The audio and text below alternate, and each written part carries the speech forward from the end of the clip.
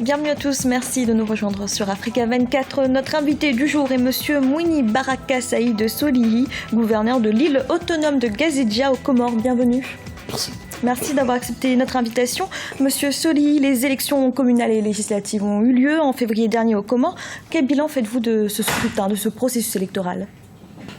Tout d'abord, il faudrait souligner que c'est la première fois depuis l'indépendance des Comores, il y a de cela presque 40 ans, que des élections municipales ont pu être organisées.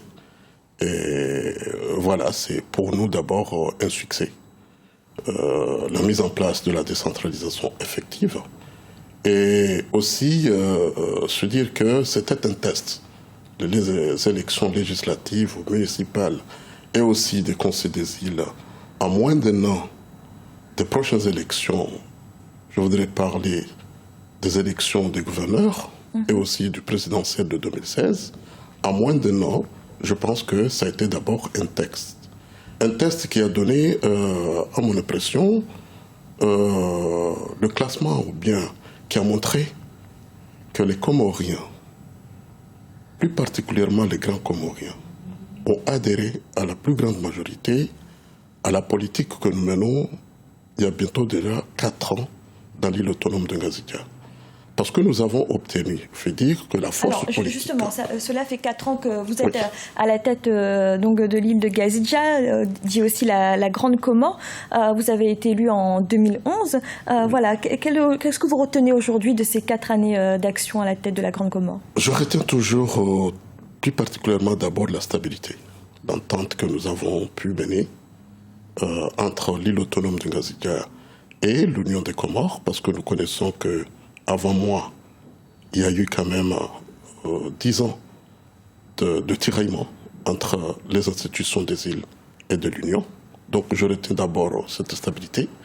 Ensuite, des actions que nous avons menées.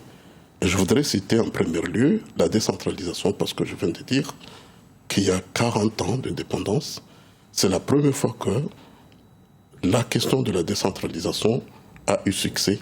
Et c'est grâce à nous, c'est grâce à moi plus particulièrement, parce que c'est une mission qui incombe au gouverneur. C'est une mission qui incombe au gouverneur, et c'est une mission qui incombe aussi au gouvernement central.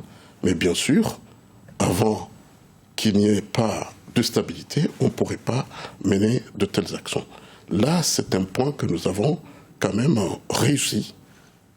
Aussi, d'autres points, je voudrais aussi prendre le cas de ce que nous menons au niveau de l'éducation, plus particulièrement au niveau des élèves de l'école primaire, que nous avons mis en place, il y a presque 2 ans, 3 ans, une mutuelle de santé pour tous les élèves de l'école primaire publique. Nous avons mis aussi en place ce qu'on appelle aussi la gratuité des fournitures scolaires dans cette même école publique. Alors, nous avons aussi réussi à, bien sûr, augmenter les recouvrements des recettes publiques de l'île. Alors, Monsieur Solihi, vous dressez un bilan plutôt positif de vos 4 premières années de mandat. Alors, il y a une question qui s'impose. Est-ce que vous souhaitez vous représenter pour à nouveau être gouverneur de la Grande Comore en 2016 ? Moi, je crois que d'abord, il faut voir le poids du parti RDC qui me soutient. Parce que ce poids a bien montré qu'ils occupent actuellement la première place dans l'île et aussi une bonne place au niveau de l'Union des Comores. Parce que le test que je viens de citer pour les législatives qui viennent de se dérouler a bien montré que cette partie occupe ce place du premier tour et au second tour. Alors le vœu du parti, c'est quoi ? C'est qu'ils doivent être aussi au présidentiel de 2016 et aussi au jeu de gouvernorat de 2016. Cela signifie que vous avez des ambitions présidentielles ? Cela signifie que le parti a des ambitions. Ça veut dire que si le parti demain, comme certains le souhaitent, mais il faudrait que la majorité, il faudrait que le parti s'entende, mais je sais que les démarches sont en cours, des réflexions sont aussi en cours, alors se dire que les élections prochaines de 2016, le parti RDC aura un candidat aux élections présidentielles. Alors justement, la présidentielle donc, qui est prévue en 2016, certains évoquent la possibilité d'une candidature de l'ancien président Ahmed Abdallah Sambi. Est-ce que c'est possible selon vous, selon la constitution comorienne? Moi, je crois tout d'abord que cette question de lecture de la constitution revient plus particulièrement aux juristes, aux constitutionnalistes qui sont là. Là, je voudrais parler de l'institut de la Cour constitutionnelle. Mais quant à cette candidature qui est évoquée à tout moment, il y a une question de stabilité d'abord. Donc, au-delà de ce que nous pouvons dire de la Constitution, je crois que ce qu'il faudrait, c'est de préserver la stabilité de notre pays, qui est chère à tout le monde. Alors, je dirais que le président Sambi, ex-président de l'Union des Comores, c'est un homme aussi qui doit préserver la stabilité de notre pays. En quoi cette candidature pourrait être un danger pour la stabilité? Ça pourrait être un danger à partir du moment où les Comoriens se disent qu'à partir du moment où la tournante revient à l'île, où les primaires sont organisées, alors chaque île se prépare à avoir expliquez-nous le plateau. Ce concept de présidence tournante. La présidence tournante est venue à partir des tiraillements que nous avons eus, c'est-à-dire le conflit d'Anjouan.